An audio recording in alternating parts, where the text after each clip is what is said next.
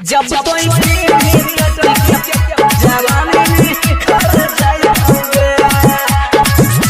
जवानी निखर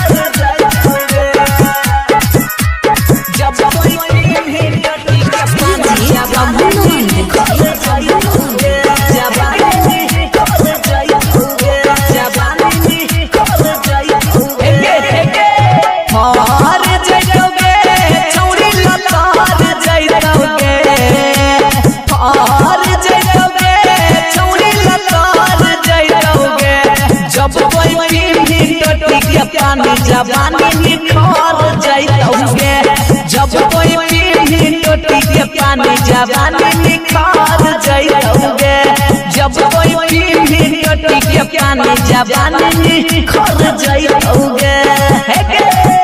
जवानी निखर जाओगे, जवानी निखर जाओगे,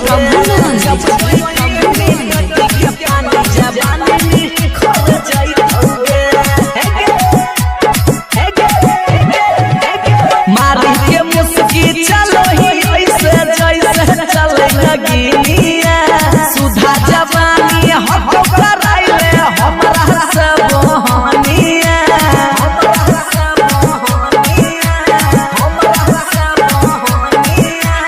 मारी के मुस्की चलो ही ऐसे जैसे चले लगिनिया, सुधा जवानी हटो कराइले हमरा सब बहनिया, सवार जाओगे छौरी सुधार जाओगे, सवार जाओगे छौरी सुधार जाओगे, जब कोई पिंडी टटी के पानी जवानी निखर जाओगे, जब कोई पिंडी टटी के पानी जवानी निखर जाओगे, जवानी निखर जाओगे, जब कोई पिंडी टटी के पानी जवानी निखर जाओगे, जवानी निखर जाओगे। सागर डिजिटल रिकॉर्डिंग स्टूडियो पटना। जब कोई भी टटी के पानी जवानी निखर जाओगे, कम से उमर हल्ला को होरिया चहर के हाथों पूरिया,